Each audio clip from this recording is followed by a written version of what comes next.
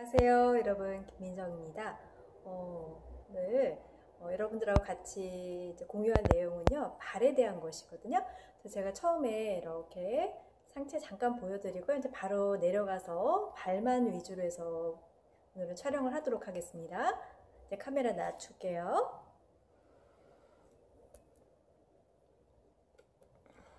네, 이제 제 발 보이시죠? 이제 첫 번째 동영상에서 여러분들이 이제 보셨던 게 발가락 가위바위보였거든요. 가위하면은 엄지발가락 이렇게 들었다가 내렸다 이런 동작이 있었고요. 네. 바위하면 어떤 거였어요? 이렇게 안으로 꽉 발가락 관절을 쥐어서 주먹을 쥐었죠? 손 주먹 쥐듯이 발도 이렇게 꽉 주먹 쥐어 보세요. 그리고 보는 활짝 발가락 간격을 넓게 벌리는 거였죠. 네, 지금 이 발가락 가위바위보 하는 원리가 이제 발의 근막을 풀기 위해서 했던 거였거든요. 지금 이제 서서 오늘은 보여드리는 이유가 서서 하게 되면 발에 이제 더 무게가 실리면서 발의 근막 운동이 더 강력하게 되거든요. 한번 이렇게 발을 골반 넓이로 하시고요. 서 보세요. 왼발하고 오른발 간격을 허리가 좀 약한 거나 골반이 아픈 분들은 다리를 조금 더 넓게 벌리셔도 괜찮아요. 네, 저는 골반 넓이로 하겠습니다. 한 발을 먼저 앞으로 살짝 보내시고요. 이 발가락을 움직이기 위해서 발가락 쪽에 중심 두기에서 먼저 뒤꿈치를 디뎌 볼게요. 그리고 발의 가운데 이 발가락 밑에 이 관절 끝에 요 부분 있죠. 여기 발가락의 뿌리라고 할 수 있는 부분 여기를 바닥으로 내려두시고요. 그리고 천천히 엄지발가락을 먼저 바닥으로 내려보세요. 그럼 나머지 네 발가락이 엄지발가락을 내렸으면 나머지 네 발가락은 위에 있잖아요. 그래서 네 발가락 위로 들어서 새끼발가락을 멀리 바깥쪽으로 이렇게 보내세요. 새끼발가락이 지금 더 바깥쪽으로 나가 있습니다. 그리고 천천히 새끼발가락을 바닥으로 내리시고요. 네 번째, 두 번째 발가락을 밑으로 내려주세요. 네. 이해되시나요? 반대발로 또 해볼게요. 왼발을 앞으로 뻗었습니다. 먼저 뒤꿈치를 내려두시고요. 발의 가운데 부분 있죠? 요 발가락 밑에 뿌리 부분 여기를 꾹 누르시고 엄지발가락을 아래로 내려볼게요. 나머지 네 발가락은 위로 들고 있죠? 2, 3, 4, 5. 네. 그리고 새끼 발가락을 바깥쪽으로 더 멀리 벌려보세요. 아직 내려가진 않았습니다. 네, 새끼 발가락을 바깥쪽으로 보내면 네 번째 발가락도 더 바깥쪽으로 나가죠. 천천히 새끼 발가락 내리시고요. 네 번째, 세 번째, 두 번째 발가락 이렇게 밑으로 내려보세요. 처음에 제가 보여드린 대로 잘 안 되시는 분들이 대부분일 거예요. 다시 오른발 해보겠습니다. 뒤꿈치 디디시고요. 발의 가운데 엄지발가락을 내리고 천천히 새끼발가락을 바깥쪽으로 더 멀리 벌리세요. 이 간격이 처음에 이렇게 좁혀져서 그냥 발이 뚝 떨어지는 분들이 많거든요.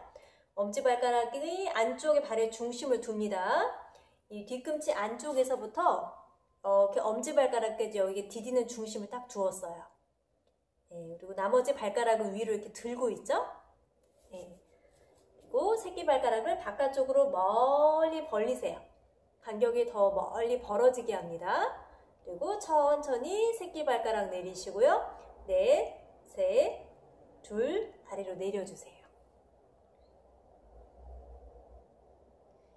발에 쥐나는 분도 있고요. 내 발가락이 도대체 말을 안 들어서 내 발은 왜 이런가 이런 생각이 들 수도 있어요. 네, 처음에 이 동작 잘 안 돼요. 전 많이 연습했어요. 반대쪽 해볼게요. 왼발 앞으로 뒤꿈치 디디시고요. 발 가운데 이 뿌리 부분을 꾹 내리세요. 그리고 엄지발가락을 지그시 내립니다. 지금 이 동작은 무지반증이 있는 분들도 정말 중요한 동작입니다. 천천히 바깥쪽으로 새끼발가락을 더 멀리 벌려주세요. 네 번째 발가락까지 바깥쪽으로 이렇게 따라가는 느낌. 세 번째, 두 번째 발가락도 조금씩 더 바깥쪽으로 갑니다. 그리고 새끼발가락을 내려주시고요. 네 번째, 세 번째, 두 번째 발가락을 밑으로 내려주세요. 이게 지금 발가락이 이렇게 간격 벌리는 게 안 되기 때문에 요즘에 여러 가지 보조 도구들이 많이 나와 있거든요. 실리콘으로 되어서 발가락 사이사이에 끼우는 것들 요즘에 판매되는 거 굉장히 많잖아요. 그런 도구들 사용하시는 분들 상당히 많아요. 그것도 뭐 안 하시는 것보다 좋기는 한데요. 근데 이 도구들을 쓰는 것보다 더 중요한 거는 내가 내 발가락을 스스로 움직일 수 있는 힘을 키우는 거거든요.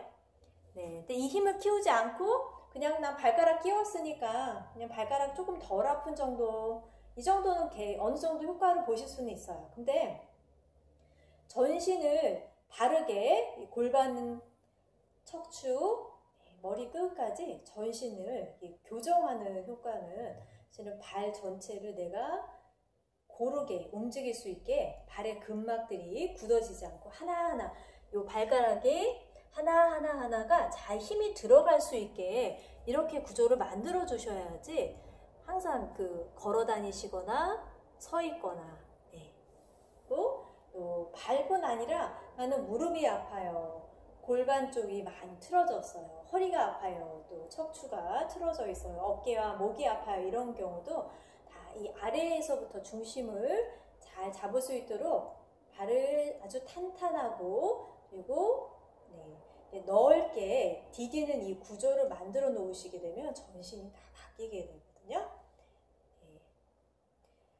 지금 이 발을 제가 설명을 드리는 이유가요. 자, 여기는 잠깐 제 개인정보만 살짝 가리고 보여드릴게요. 이게 뭐냐면요. 제가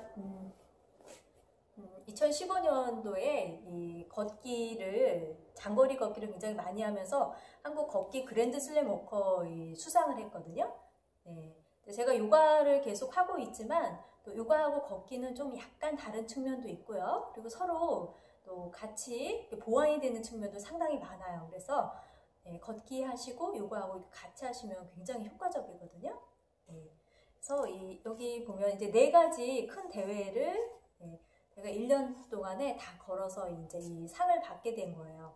맨 첫 번째 걸었던 대회가 24시간 동안 100km를 걷는 대회였거든요.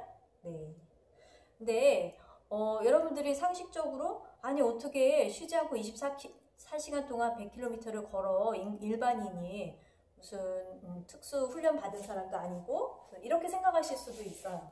근데 바른 자세로 제대로 걷는 방법 그리고 발을 잘 관리할 수 있는 능력을 키우게 되면 가능해요. 충분히 걸으실 수 있어요.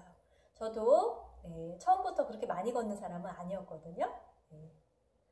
이렇게 하다 보면 이 발에 대해서 굉장히 섬세하게 이제 움직임을 제대로 하다 보면 그냥 마구잡이로 걷는 것이 아니고요. 걷는 것 자체가 정말 운동이 되게 몸이 살아나게 걸으실 수 있게 됩니다.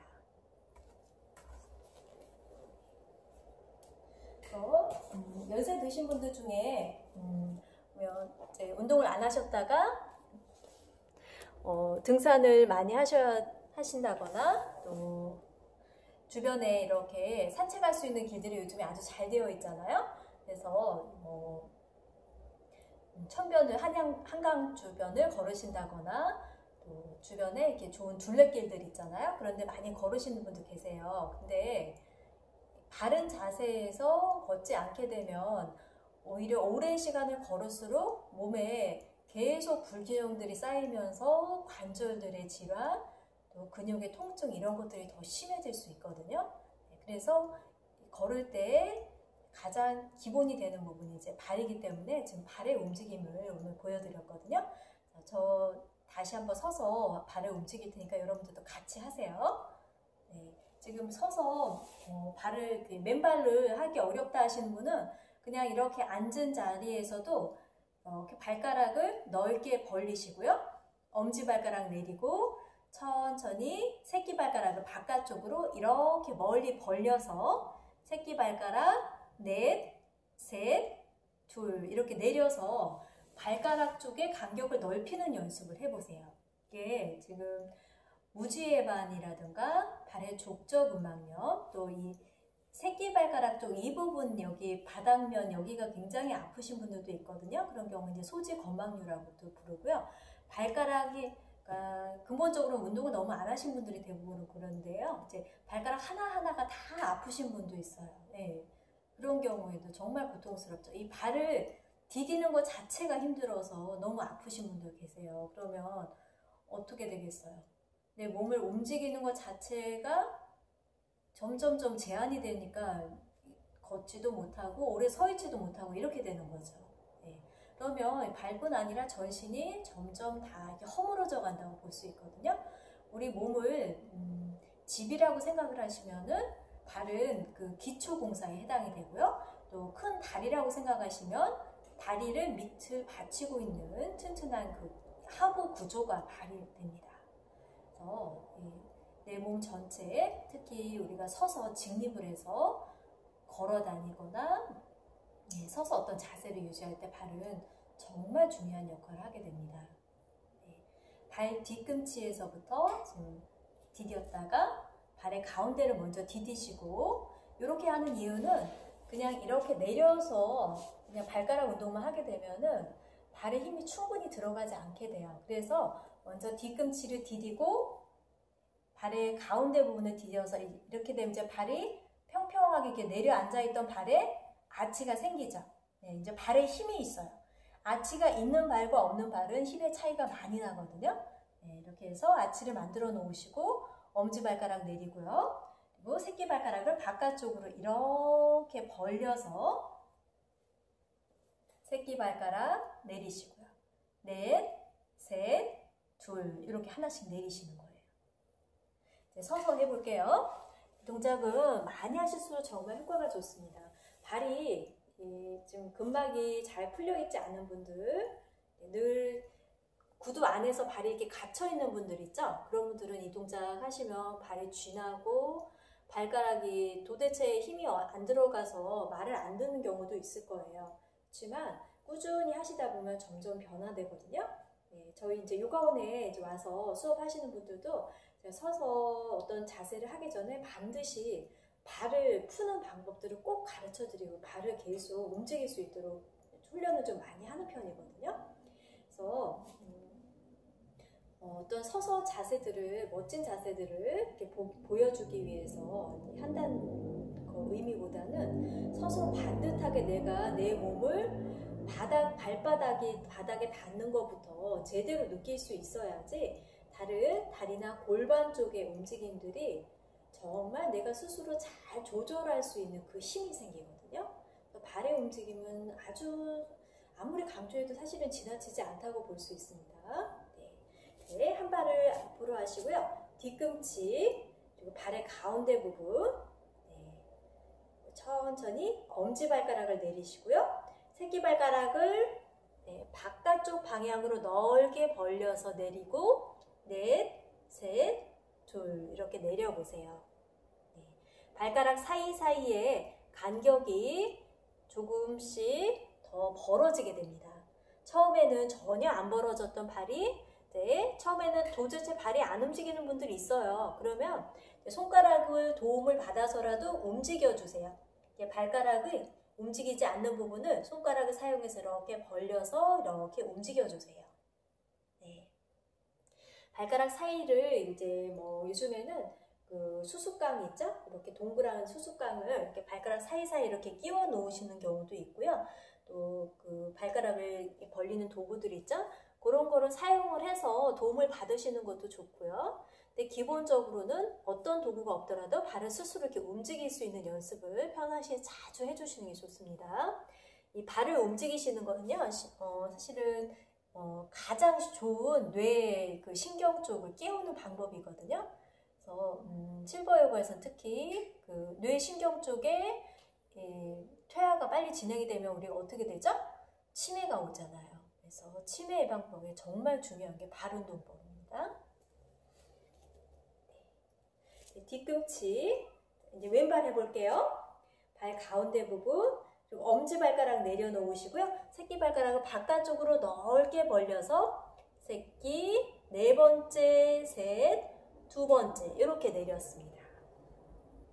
오른발, 왼발의 발가락 움직임도 자세히 보시면 좀 다른 경우들이 많이 있거든요. 그리고 이 발을 움직이다 보면 이렇게 해서 뒤꿈치하고 발 가운데 하다가 그냥 발이 뚝 떨어지죠. 이렇게 된 분들 상당히 많거든요. 발끝에 힘이 안 들어가요. 발끝에 힘이 많이 떨어지는 분일수록 이렇게 엄지발가락 쪽의 관절이 이렇게 휘어지면서 바깥쪽으로 튀어나오고요. 이렇게 변형이 되는 거, 이런 걸 무지외반이라고 부르잖아요. 이런 상태가 되기 쉽거든요. 천천히 이렇게 벌어져 안으로 돌아가 있던 이 관절 공간을 살짝 이렇게 안으로 가져오세요. 이렇게 돌아가 있던 부분이 사실은 이 발 여기에 문제만이 아니고요. 더 깊이 들어가면 이렇게 다리 안을 타고 골반 쪽에 힘이 약한 쪽이 무지외반증이 심해지거든요.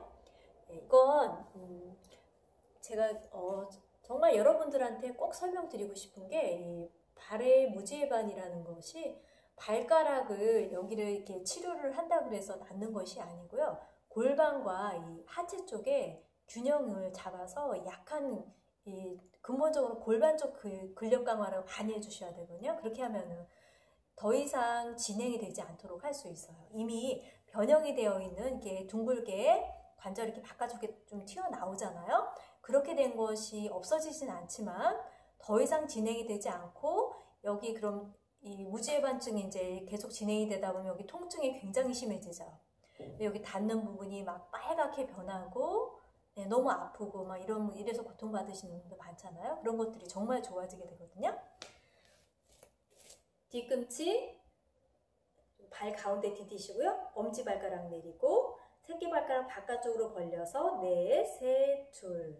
반대발도 뒤꿈치 발 가운데 엄지발가락 내리시고요. 새끼발가락 멀리 벌려서 내리고 넷, 셋, 둘.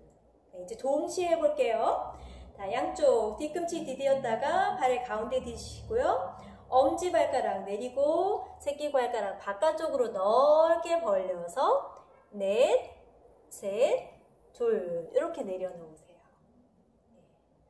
오늘 발의 근막 쪽에 아주 강력한 스트레칭 했습니다. 발 뒤꿈치 아프신 분들, 또 발바닥 전체에 디딜 때 많이 아픈 경우 엄지발가락 쪽이 변형이 되어서 오늘 무지외반으로 인해서 아픈 분들, 또 발가락 요 바닥면 있죠? 여기만 아프신 분들도 계시거든요. 하이힐 많이 신으신 분들도 이렇게 되거든요. 그래서 이 발 운동 오늘 정말 중요한 부분이니까 계속 자주 반복해서 해주세요. 오늘 여기까지 마치도록 하겠고요. 여러분들 유용하셨으면 좋아요도 하시고요. 구독해주시면 정말 감사하겠습니다. 여러분들 감사합니다. 사랑합니다. 행복하세요.